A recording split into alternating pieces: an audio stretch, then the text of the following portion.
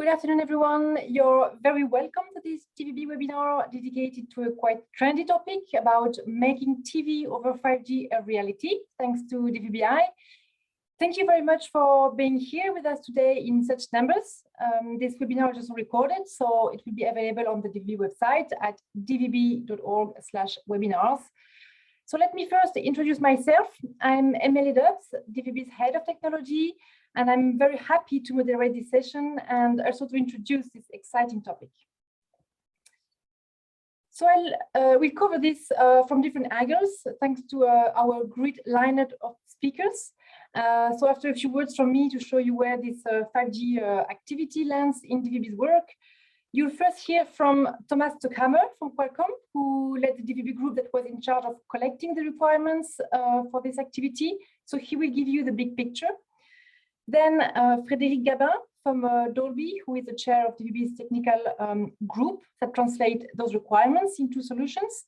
So Frédéric will give you an overview of this technical work, but even if you're not technical, by the way, you should stay with us because then we turn to some concrete things with Johann Mika from ORS, who will be talking about the validation work. Indeed, Johann is leading the task force in charge of the reference tools in 5G MAG.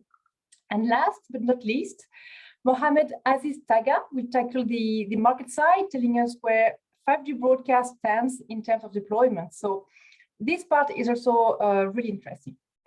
So great thanks to all our speakers for the contribution today. And before we start, please note that we'll be running the Q&A at the end. So you have the opportunity to ask questions. So to do so, please use the question box on the bottom of your screen. And we'll answer as most as we can at the end, but please don't wait until the end and do post questions as we go along. So first, let's see together how this 5G activity fits within our current work in DVB. I'm sure you've heard already about DVB-I, which is at the heart of the new IP-centric ecosystem, which is something being designed by DVB members to actually address a number of challenges, like, for instance, a transition to IP or hybrid networks, overall a transition to a world where media delivery would be network agnostic, and thus where the specificities of each network could be actually leveraged. So at the core of this ecosystem is DVB-I service discovery that defines the mechanism for discovery of service lists over the internet, but actually not only for those services coming from internet, but any kind. So in this way, this is a harmonized service layer. So in addition, DVB-I also defines the delivery over the internet, thanks to DVB-, which is an optimized streaming format, which is based on MPEG-. So DVB- is part of DVB-I, but it also exists on its own. And DVB-I also builds on other very important blocks that are, for instance, DVB multicast ABR, which is a way to enrich the IP networks with its scalability and thus also the reliability of broadcast. And the targeted advertising specifications that allows content personalization. So, for instance, it will allow also much more impactful campaigns for broadcasters because their advertising slots will be much more valuable. And it's especially the case when it's used in combination with HbbTV. So all those tools can be used in different ways to achieve different things, but all these are getting us to a world where, for instance, public broadcasters can get better prominence on the connected devices, and on the other way around, the media companies can better reach the main screens in our living rooms, those formerly DVB screens. So now, if we do a look at this harmonized service layer, we see that it solves a bit of a problem by offering harmonization at the service layer, ensuring that services can be retrieved in a seamless way, no matter whether they are coming from broadband or from broadcast, or whether those services are IP services, but delivered via broadcast means. And this is possible thanks to this new native IP solution, which will be published next month. And that's a very great one. So you see that the user can access services in a consistent way, regardless of whether they're watching on a mobile phone or on a TV set. And this really makes fragmentation a bit seamless because DVB-I can serve as a service aspect of any IP-centric network, and especially 5G, that can then be used to carry DVB services. Or from the 5G stakeholders' point of view, this will make TV experience possible, so on 5G networks. So this is one of the hot topics currently in DVB, and that's why in July the commercial requirements were published. But before I hand over to my colleague who will develop this, I'll just give you an idea of the current plan. So in terms of timeline, there are mainly so 3 specifications that are impacted, and that will be added some amendments for the support of 5G. So those are the DVB-I service discovery, DVB- and DVB MABR. So all are expected to be updated toward the end of the year to support 5G delivery. So now I'm pleased to welcome Thomas Stockhammer, who will now further set the scene and give you the big picture around all this.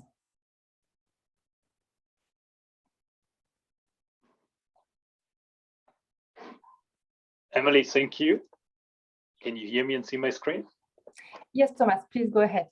Thank you so much. Thank you for the great introduction, and to DVB for organizing this webinar. I'm pleased to give you a bit of a background how we started the work in DVB, and also how this relates to activities in 3GP and how 5G fits into this before handing over to my colleagues who speak about the technical aspects and the commercial aspects. So this is the big picture, trying to give a bit of an overview. And let's see. Okay. So where do we stand? 5G is no longer just a concept. It's actually accelerating globally. And if you look at the numbers that are globally happening, the number of connections are growing to billions. By next year, there is around 200 operators basically investing or already have commercially deployed 5G services. The amount of smartphones with 5G enabled chips included is reaching 750 million by this year. And there is many other design launches happening or in development that basically also target, for example, automotive or other type of form factors. So 5G is a reality, and it's happening, and it's basically giving you connectivity throughout the world. So one of the major traffic drivers is video, and it continues to be. And there's a couple of numbers, you have heard those. I'm not going to read those, but you have some data points.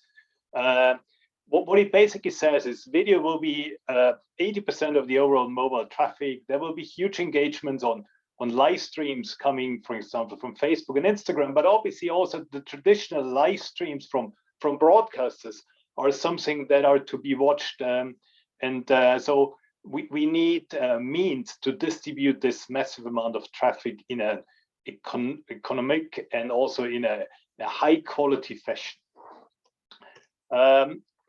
What happens now is there is challenges for broadcasters that results from this diversity of different aspects. One set of diversity is really the different type of end devices. There's no longer just the single big screen for TV services.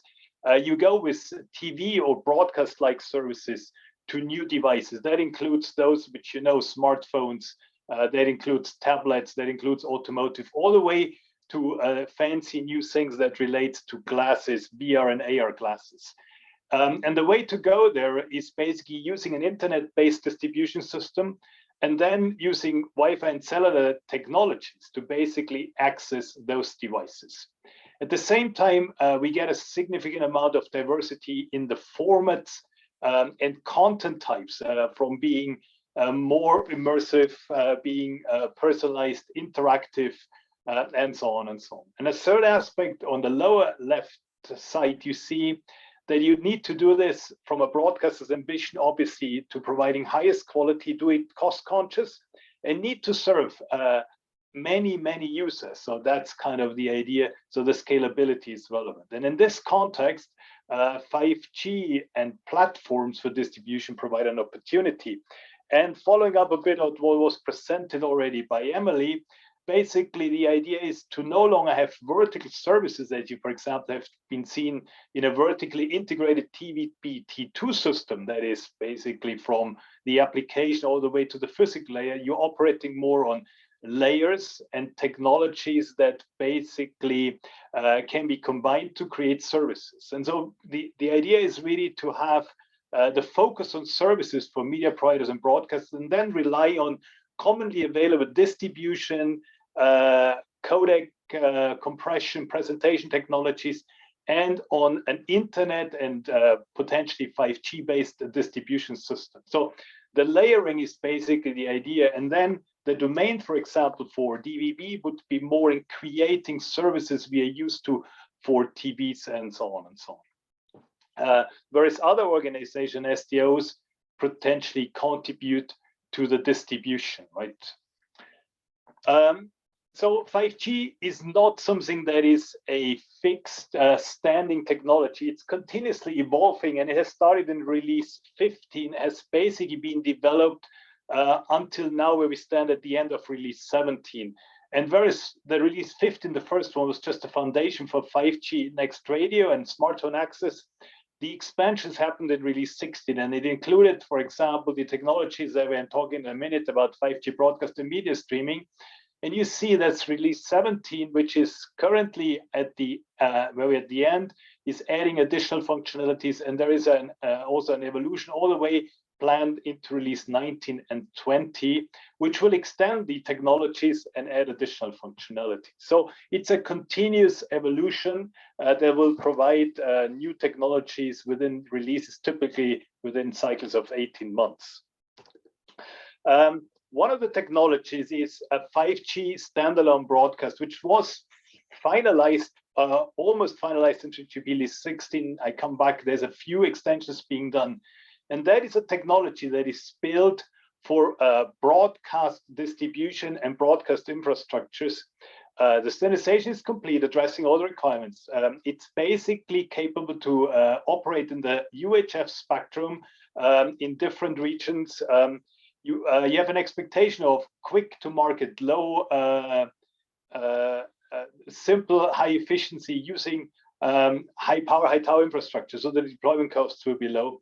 Tailored for broadcasters, so basically addressing all of the functionalities you expect from a broadcast system.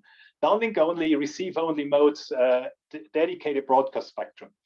Now, what 3GP did not focus on is basically a service layer itself, but it allows you to integrate service layers that are IP-centric, something which we speak later, application-centric, internet-centric. DVB-I is one of the options being mentioned here. And you get a continuous enhancement in future releases, not breaking backward compatibility, but basic expectations that you get additional functionalities. And a few of those I just want to refer to. So in release 17, there is now almost the completion to add the carrier bandwidth for UHF bands to support different regions of the world, a full support of a CMF-based streaming ecosystem, the ability to do seamless integration between broadcast and unicast. And then further looking forward, there is the some conceptual consideration around connecting it to the 5G core network and improving system performance for broadcast. So there's a continuous evolution to an end-to-end system design for broadcast. The second topic it is 5G media streaming. And 5G media streaming is basically an idea to go beyond what was done in the fourth generation, LT and EPC, where basically video was distributed more or less as a bit pipe. The network was considered as an IP bit pipe. And so what is done in 5G media streaming, it's a unicast technology. It basically means that you can get an ability that you monetize video traffic such that network operators, 5G network operators and content providers can collaborate. And collaboration functionalities are adopted using the design principles of 5G, where you have a service-based interface, RESTful APIs in the device and the network. And then you support functionalities such as telco CDNs, premium QS, assistance of networks, collection of metrics, and so on. So that was release 16, that is completed. We have an ongoing work in release 17 that does certain extensions into data reporting, combination of 5G media streaming with 5G broadcast, inclusion of edge, and studies on video, XR, and others. And then we have a planning of release 18, which you see a list of issues here. I don't want to read this individually, but it basically shows you that there's a continuous evolvement of these technologies. You're getting new experiences and additional functionalities. And one of the topics is basically the integration of unicast and broadcast, what is referred to once in a while as hybrid services. And there are examples that speak to hybrid service. But by doing this, a content provider may leverage the unicast broadcast system and devices to build efficient and innovative applications, supported by APIs. And basically examples of this are hybrid services said, coverage extension. So you have broadcast in an area, but if you go out of broadcast coverage, you get unicast coverage, and vice versa. Broadcast on demand, the ability that you can switch dynamically services between different delivery systems. So one aspect is really making 5G accessible to app developers, and then adding a TV service layer on top is a logical thing, and that's where DVB-I comes into play.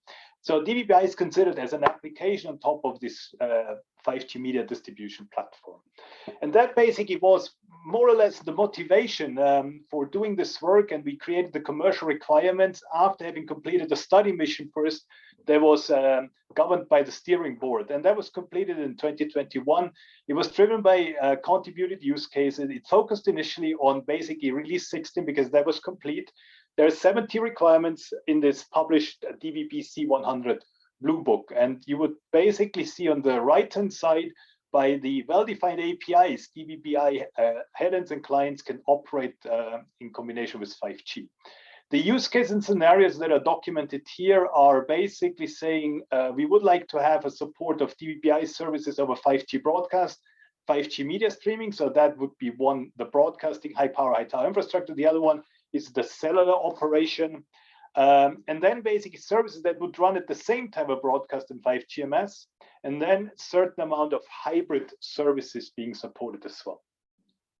So this has been documented in formal CRs that basically speak to this in a bit more details, and I collected a few of those that you just get a glance of what this Blue Book looks like. It looks formal, but it's basically a collection of the requirements that is always connected to use cases, as you see here. So we basically extracted the requirements from the use cases that were developed.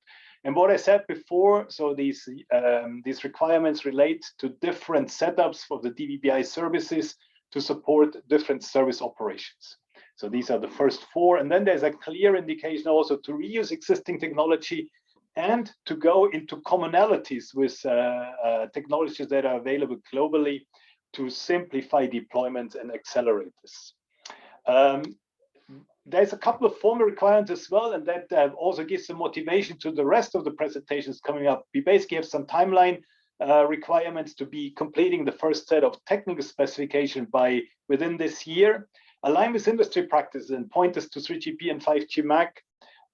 There's also the DVB-I reference app, a great tool basically to be used and develop references for easy trials, deployments, prototyping, and the collaboration with other organizations to basically harmonize. And with all of this, basically, I want to give you an idea how all of this fits together. My colleagues come up with Frédéric talking about the technical work, Johann about the validation, and Aziz about deployments. And the final point to this one is you see that we're getting more agile. So basically, we're working very closely together. And by using this continuous development, we are expected to be quicker to basically get information from, for example, validation quickly back into requirements and into the technical specification work. So this is an agile and continuous development progress that will continue. And with this, I hand over to my colleague Frédéric, who will give you an insight into the technical work. Thank you.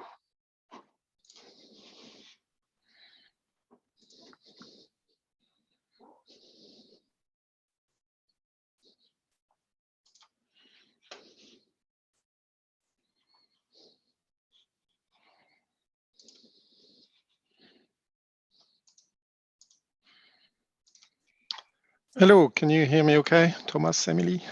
Yes, we can hear you. Yes, welcome. Excellent.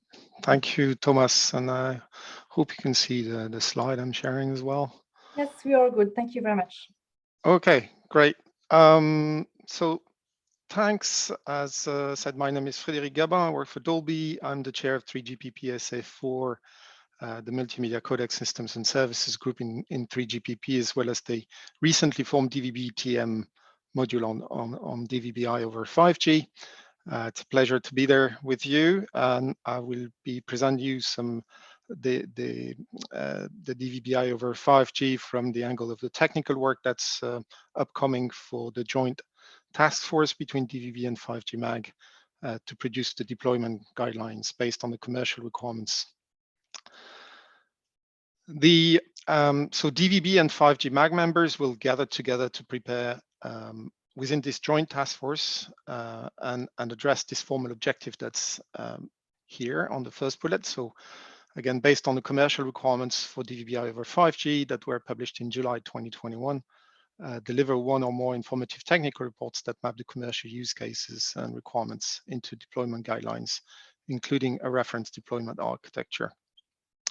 The DVB project, probably you all will know this industry-led consortium that exists since 1993, but maybe a description of 5G MAG, the 5G Media Action Group, which is more recent than the DVB. This association gathers stakeholders from across the media sector to collaborate on the market-driven implementation of 5G solutions for the production and distribution of audiovisual media content and services. So it seemed like a natural thing for DVB and 5G MAG to get together and address this topic. The steps intends to address the overall following objective, which I've added, and these are not the formal objective, but my words, and they resonate with what Thomas presented on the big picture. One is to increase the user device reach by leveraging 5G network unicast and broadcast technology. The second is to enable distribution of advanced immersive media formats such as UHD, HDR, next generation audio, etc. And the third one is to enable distribution of legal and trusted services in the sense that they're legal and trusted from a regulator's and end user perspective. The deliverables for the task force: an informative TR, technical report on deployment guidelines, and the content should include a reference architecture with figures, entities, function description, including client side, as well as the APIs and interface descriptions. It may include additional guidelines on parameter settings, sequence charts, etc., on the following aspects. So DVB-I metadata carriage over 5G broadcast unicast, DVB- media carriage over 5G broadcast unicast, and DVB-I over 5G broadcast unicast client aspects. It should probably include a check on commercial requirements coverage and a close on identified gaps, but this is yet to be discussed by the task force. And one of the other deliverables is to inform relevant groups, for example, DVB, TMI, or ETSI broadcast, or 3GPP, on identified specification gaps. For example, DVB-I updates to single 5G systems, DVB- extensions to support certain APIs, and updates to the ETSI 5G broadcast specification. And finally, we expect exchange of information with 5G MAG reference tools activity. This tool activity will ensure that our guidelines are practical from a verification and validation point of view.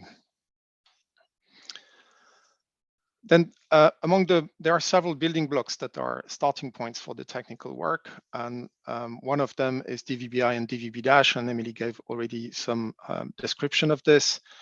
DVB-I supports various options for the provision of service list, which enables the support of many different deployment scenarios and business models. And the components and interfaces used between DVB-I clients and servers are described here on the figure. In our DVB-I, in our case, DVB-I is used as a service layer for the discovery of services and for the retrieval of content guides for linear television as well as on-demand services that will be then delivered through 5G mobile broadband unicast or 5G broadcast. DVB-I comes with DVB-, also shown on the lower part of the figure, and it includes delivery of CMAF and low latency option. Not shown here is obviously that DVB-I also comes with DVB codecs family for HDR and GA, etc. And also comes with the possibility to perform targeted ad insertion and support ABR multicast to improve delivery through the service providers' networks. The second building block is this HCLT-based 5G broadcast system that's specified as a profile of 3GPP 5G specifications. And the architecture on the right depicts the 5G broadcast system elements and their interfaces. The receiver in the client, the transmitter as the combination of the mobile core network and radio network elements.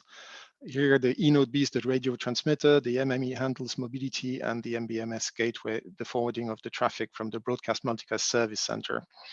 Both network and client side support so-called northbound APIs that facilitate the integration of applications on the client and content ingest for content providers. And they're well-defined APIs. The LTE-based 5G broadcasts integrate nicely with 4G, 5G mobile networks, including radio access network sharing. It supports single frequency networks, high power, high tower, highly mobile devices, free-to-air, receive-only mode, etc.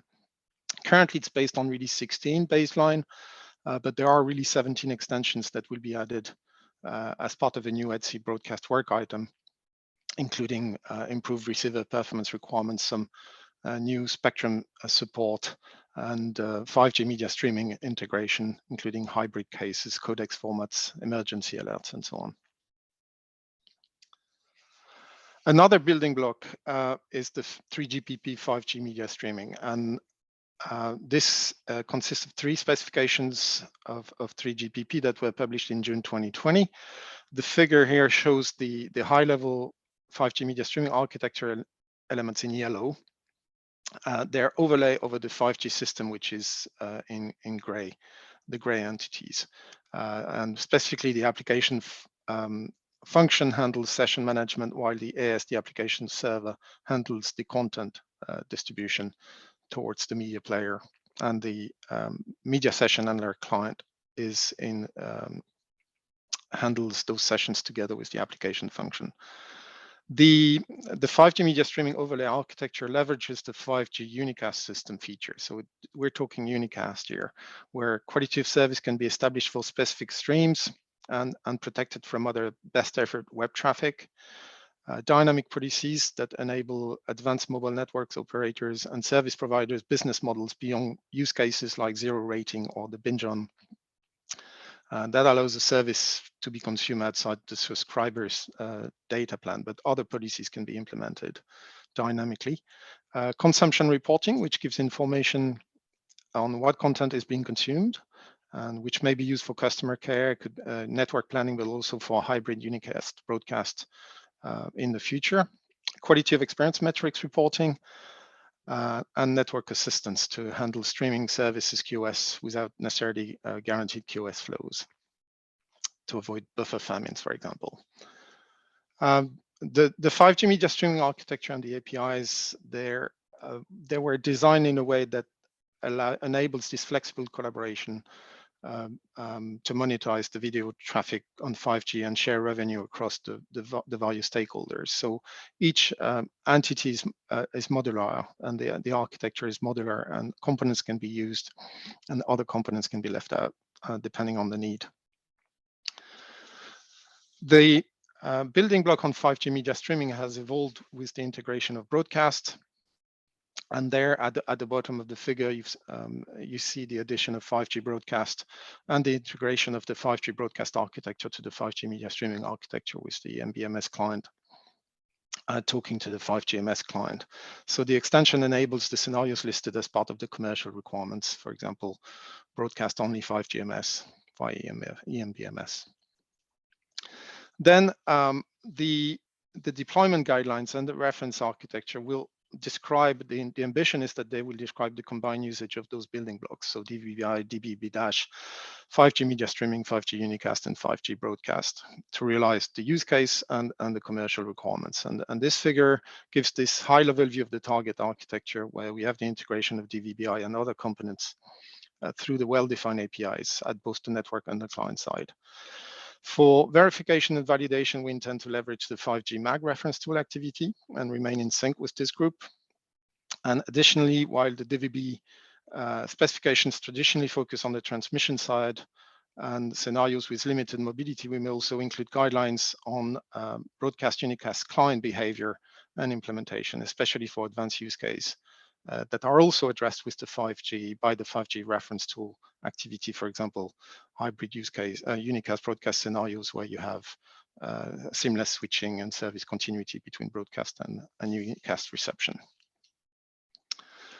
Finally, the next steps. So a call for participants has been sent yesterday to both 5G MAG and DVB members. So the first meeting is scheduled next Wednesday, Wednesday 26, online, obviously 10 to 12 CET.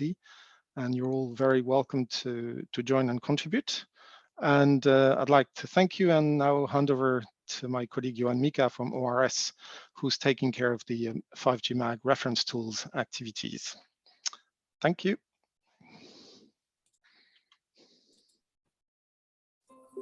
Thank you, Frédéric. Can you hear me?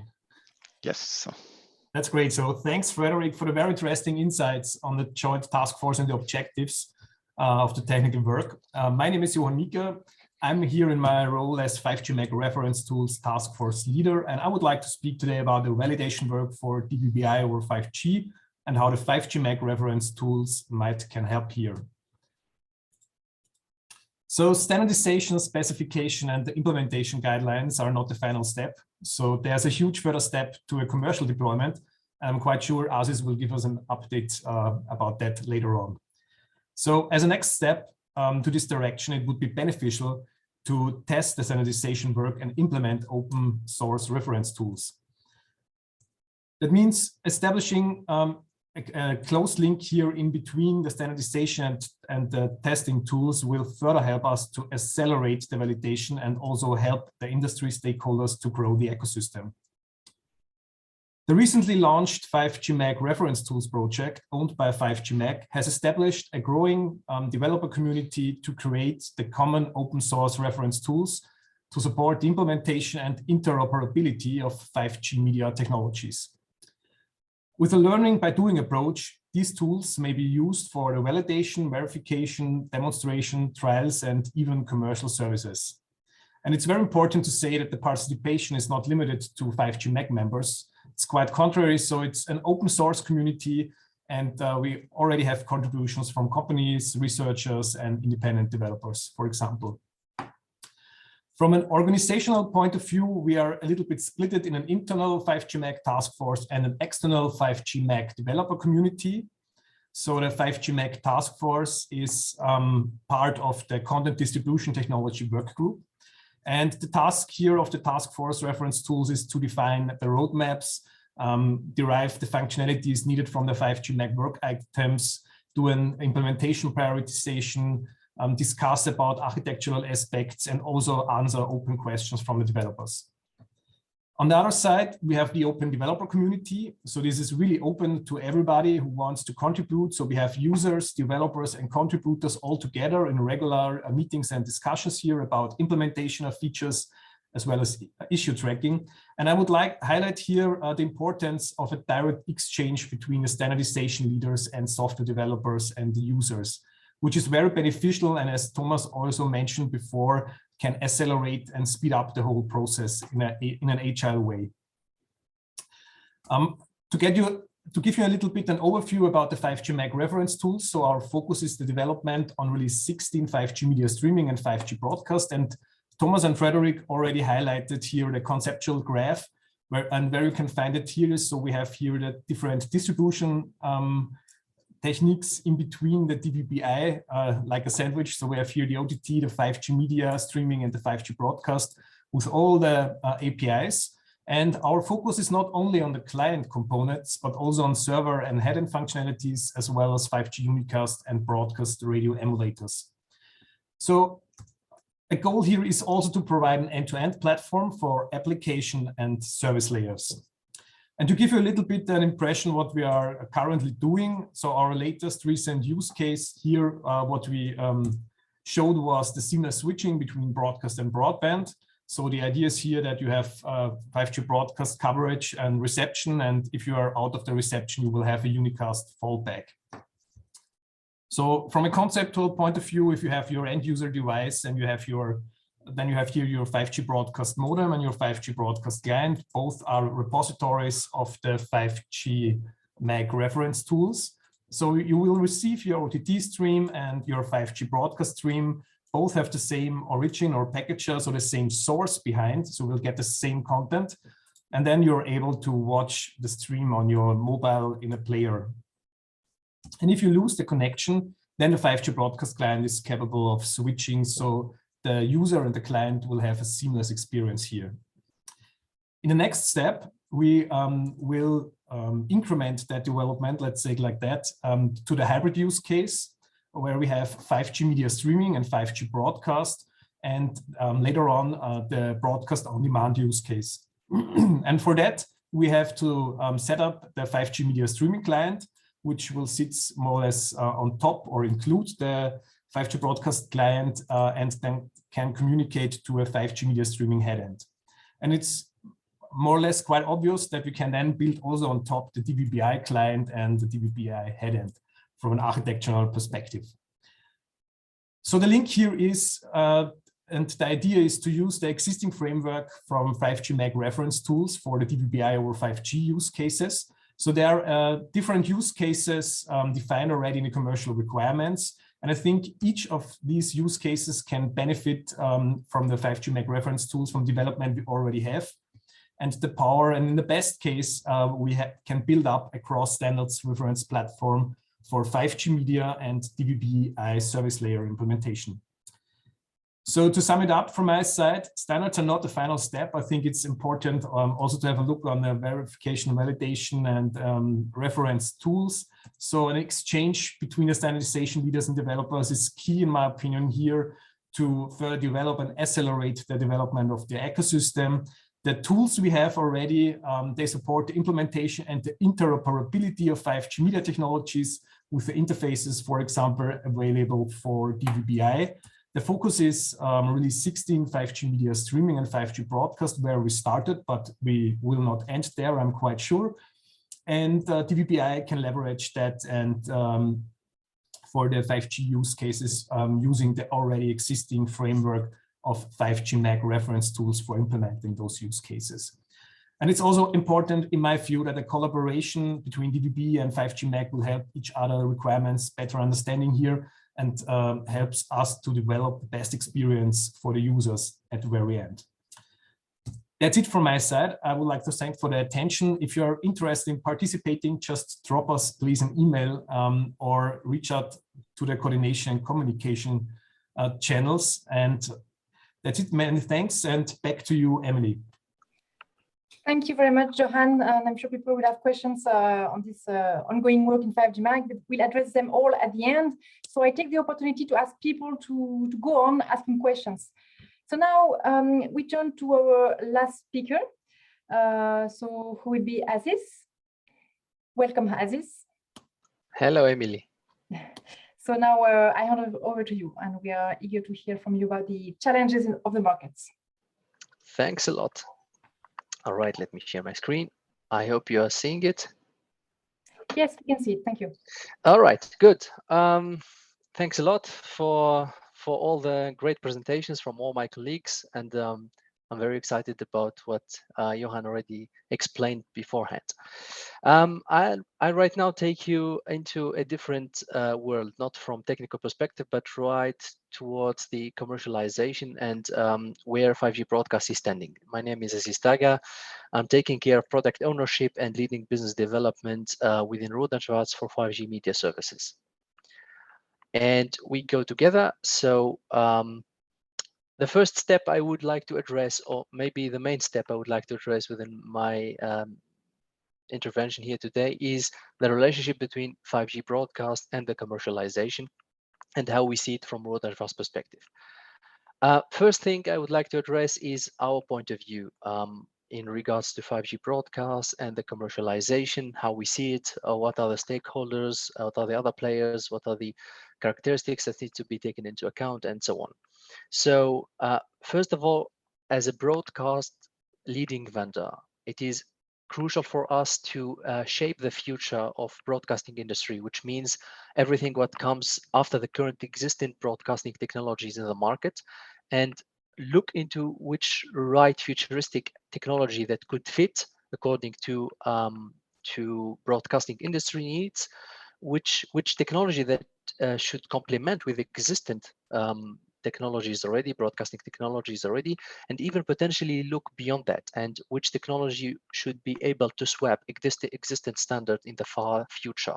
So that's quite important. And this is linked to creating a centric approach between telco world and broadcast worlds in order to bring the best out of the two worlds. This has been highlighted somehow before, talking about the broadcast broadband or hybrid definition. This is very important, but also it is quite necessary to design new ideas around business incentives or business incentive sphere, I would say, in order to endeavor a short time to market and avoid mistakes that happened before, for instance, with DVB-I and other technologies that supported also mobility. Important as well is to look into a way how to re-optimize the broadcast resources, the 24/7 into one-to-many approach, using intelligent and flexible application layer, for example. And as well, for us, it's important to look into how to re-emphasize our global footprint via bringing a universal standardized solution that is supported almost everywhere. And this I will be highlighting it later on once looking into where 5G broadcast is geographically speaking. The next point is to know how to address the relationship between 5G and media. This is quite important, and we need to address here. And of course, if we look into the overall constellation, 5G since the very early 3GPP releases addressed many new verticals. Since release 15, actually, it addressed automotive, it addressed satellite, as well as broadcast and media. And from one side, since the telco industry itself became mature and saturated enough from a market point of view, industry leaders started to explore more innovative steps, for example, like media and broadcast. But also from the other side, it became a fact that those kind of leaders wants to seek new business opportunities under the umbrella of new verticals, which is totally fair. So at the end of the day, we got a new network generation that can clearly address new applications like broadcast and media. And moreover, of course, since we look into it from a media perspective, the media sector became more and more important on our daily lives. And for that, it actually requires a few fair tuning and some updates in order to be able to cope with the new challenges in both actually production and distribution, not only in distribution, of course, but especially when it comes to efficiency, reliability, and overall total cost of ownership. And then would like to address as well the last point here in this slide, which is what is missing still for 5G broadcast as we know it as a technology to become a reality. What is really missing, what is exactly the missing piece for the commercialization? And this is a good question. I need to answer it here. So from Rohde Schwarz perspective, and as Thomas has mentioned already previously, 5G broadcast is ready for prime time. Ready for prime time means that what we have as a solution right now in the market is exactly addressing the needs of the broadcasting industry. That's quite enough, at least for the moment, to start the first deployments. But still, there is the missing piece that is always making people in the broadcasting industry a bit skeptical, saying, okay, we don't have smartphones for that, and we need to find out a way in order to go out of the circle, of the 22 circle, so to say. But I believe that the missing piece of the puzzle will come soon. And just to reconfirm what I'm saying right now, so we are preparing a demo, live demonstration together with Qualcomm to bring 5G broadcast prototyping devices, a kind of smartphone powered with Snapdragon for prototyping purposes during the course of this year to showcase that the main functionalities or part of the main functionalities of 5G broadcast that are addressing the needs of broadcasters can be translated from a written specification into a reality. And this showcase will be done into selected areas or regions and countries in order to see how the market reacts. So what I can say right now is that it's not a question of if anymore, but it's a question of when. And the bottlenecks up to now, when we talk about commercialization, are three main bullet points. These are the market readiness, the market traction, and market scaling. So when we talk about market readiness, as the technology became more and more mature with the sake of time, I believe it is now up to the market to give the green light to do the next step, which is the market traction. Means that the industry itself needs to demonstrate that it is really willing to make commercial commitment, or at least drafting commercial plans. Then we can talk about the third step that will really accelerate the commercialization, which is the market scaling. That means the industry leaders should step by step demonstrate the so-called economy of scale in terms of implementation of the devices in order to achieve the right business case for all the players and not only some of them. As well, when we talk about commercialization, the regulatory framework is very important. So from a regulatory perspective, it is important to look into 5G broadcast is set and it is defined, for example, as an ETSI standard since end of 2020. And it is currently still in discussion mode within ITU, DG61 and Working Party 6A. And this is expected at least to progress and to include 5G broadcast in ITU documents as a worldwide broadcast standard after accepting it as an ETSI standard. But I'm personally as well convinced that WRC 23 that will come end of next year will certainly play an important role in relation to 5G broadcast, or even maybe the other way around. So 5G broadcast can play the role of the joker within the upcoming WRC 23. Then this actually brings me to the next point, where I would like to show you here a total constellation of the significant interest towards 5G broadcast deployment worldwide, from west to east, from north to south. There are many interests. There is a majority of these are already trials that are taking place. Others, they are still planned. And we have also interest coming from many countries that we did not foresee that. For example, like South Korea or US or some countries in Latin America. And we can see here the growing interest, whether in terms of trying the technology itself or showcasing it, or even there are some serious places, serious regions where we can potentially see the first flying out of 5G broadcast. At the end of the day, I did not want to talk a lot about the technology itself, about the business case or business model that we are also addressing. However, you can still have a look into the booklet that we have been creating since last year that explains from A to Z the technology itself, but also how we look into it from applications perspective, which cross-industrial verticals that can be addressed using one technology, one infrastructure, one solution. So you can get your copy here. And thanks a lot for your time. Getting back to you, Emily. Thank you very much, Aziz. This is very, very useful information. So now we can, I think, tackle the Q&A session. So we received actually a number of questions. So we start maybe with this one, which is, why is DVB better than ATSC for TV on 5G? So maybe, Aziz, you could answer this one first. Yeah, sure. From my perspective, it's not a matter of better or not. So we would like to be much more transparent here. So DVB-I is one of the alternatives and one of the options that can be put on top of the existing physical layer, like 5G or 5G broadcast. Other options can be put there, of course, like, for example, ATSC. Why not? In the future, we can see that. Even though if we talk about DVB-I, of course, it has the advantage that it is accepted somehow in 3GPP that can be addressed easily, seamlessly, in comparison to other technologies or techniques that are coming outside of 3GPP. Nevertheless, as I said in the beginning, DVB-I is one of the options that can be and shall be addressed here. Thank you very much. And I'd like maybe to complement this question with another one that we've received, which is quite linked with it, which is are 3GPP standards assuming cooperation with others like ATSC, or is that only a cooperation with DVB-I solutions? So maybe Thomas, you could have a few words on that.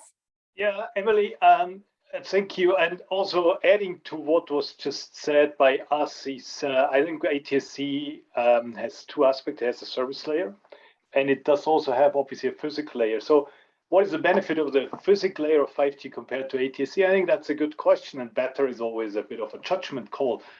What is surely the advantage of 5G technologies is the expected ability of the technology on the physical layer in smartphones, in end devices, because getting a new modem into a roadmap of a chipset in a smartphones is a high burden. But the likelihood of reusing a technology that is already implemented in silicon and just requires updates that are more or less firmware updates to make it work is one of the big advantages of 5G. So it's the access to 5G. From a service layer point of view, there's surely the ability that you can also port ATSC onto a 5G broadcast system. Now, in the collaboration, 3GP does not necessarily have heavy collaboration. There is market representation partners is an official way to work with 3GP. And as an example, 5G Mag, who has taken the role of the market representation partner for media, is closely working with 3GP in order to identify new requirements from the media and so on and so on. So there is the ability to collaborate. And one way is, for example, go through 5G Mag as an official MRP. But obviously, you can also communicate with 3GP going through liaison or direct participation. Thank you very much, Thomas. And since you're here, I will add a question for you, which is linked with some prototypes. There's a question that says, I heard a Qualcomm prototype device based on a Snapdragon.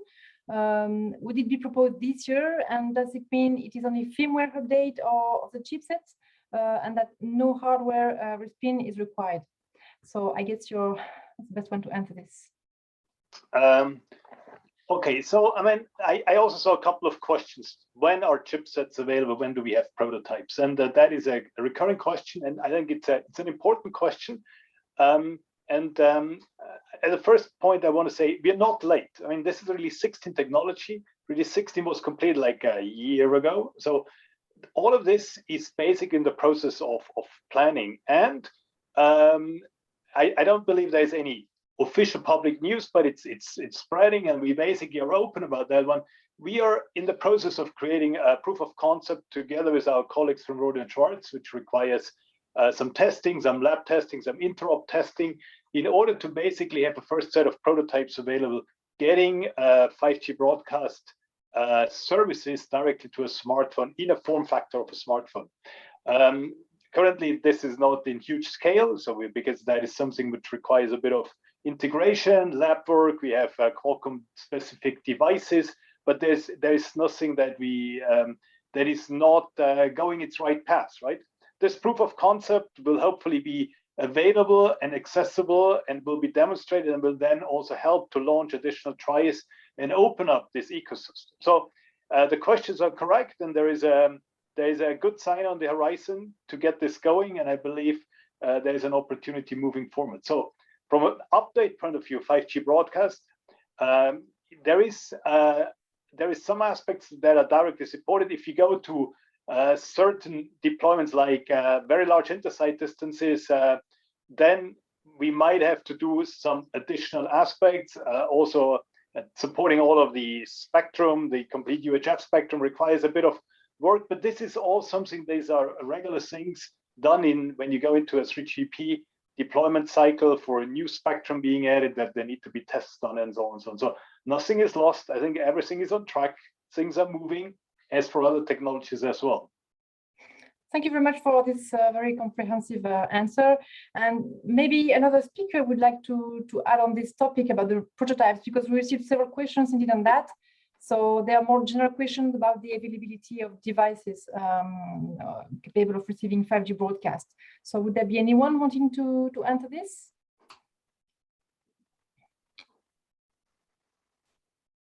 Maybe, Emilia, I can add something to what Thomas is mentioning. So the main purpose of having this demo together with our colleagues from Qualcomm, by the way, we are right now in the phase of interoperability testing on the lab. Still, we did not go yet to the field, and we will select some areas where we do this field testing. But the main aim is to, we have selected the right, in my opinion, of course, we have selected the right feature set that will be tested as a first step. The right feature set, for example, like free-to-air, receive-only mode, seamless reception, and so on. These kind of feature set we are still in testing phases between us and Qualcomm colleagues. And the main aim is to address the urgent needs, so to say, from broadcasting perspective that we can address. And then we need also to look from a commercial side of things, how the movement will be will go through in the market, how the market will react.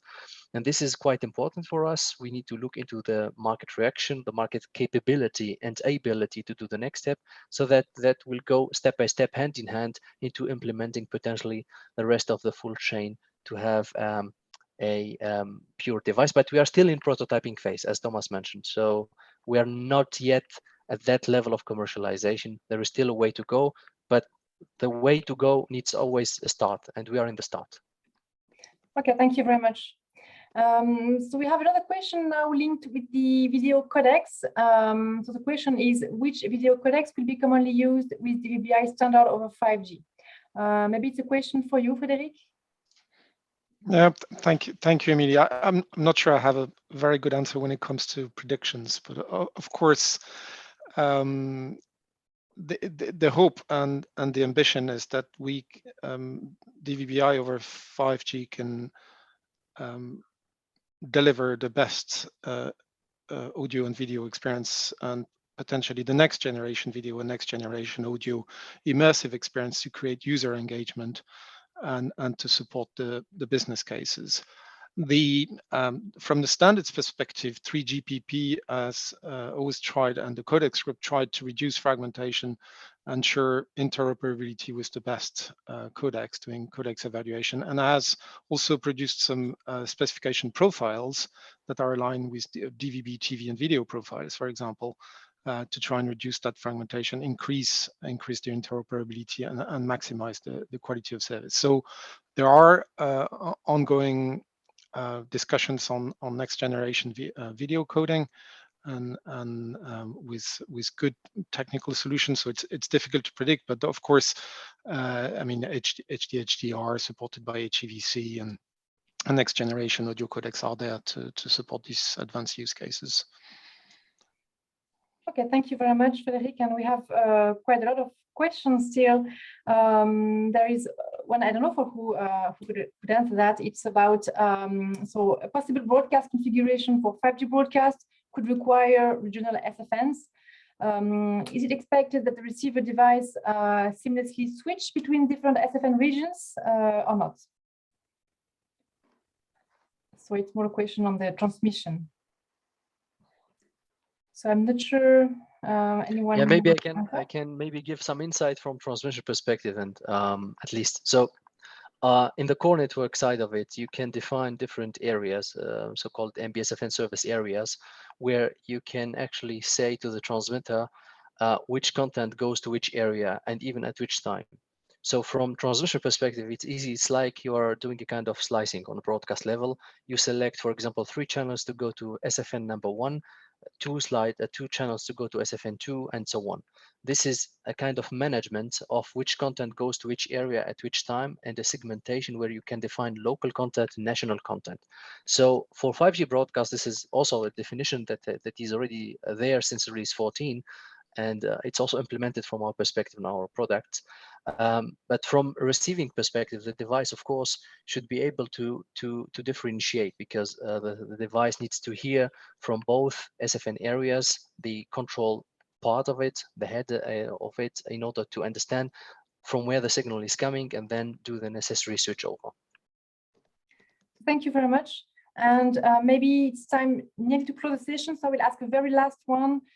which is, could broadcast over 5G take over DVB-T2 and in which time frame? So anybody would like to answer? I mean, I can take a shot on that one, but and I believe this is a question that comes up, and it's probably a good question at the DVB seminar. Yes and no. Predominantly no initially, because I don't believe that stable deployed T2 systems are necessarily need to be replaced. They're good and stable. However, if you have greenfield areas, or if you have countries and regions where the terrestrial distribution is not the primary distribution, you're in maybe in a low percentage rate of households that receive content from DVB T2 or terrestrial in general. The usage of 5G might be very beneficial, because then at the same time you can get access likely to significantly more devices, such as smartphones, tablets, and so on and so on. So I believe there's an opportunity whenever there is basically the terrestrial reception is not the primary distribution. And in this areas, I expect there will be an acceleration of this transition. Whereas in other areas where T2 is and terrestrial is the primary source of content reception, it might take longer time to basically do this. So we never consider 5G broadcast as a replacement to T2. It's actually something that is complementary, in particular to address additional devices, in particular smartphones, where most of the content is consumed nowadays, especially for the generation C, so the next generation. Thank you. Thank you very much, Thomas, and thank you very much to all our speakers. This was great and insightful information you gave. So thank you very much, and thanks to our audience, of course. Thanks for your time, and we hope to see you in the next DVB webinar. Bye.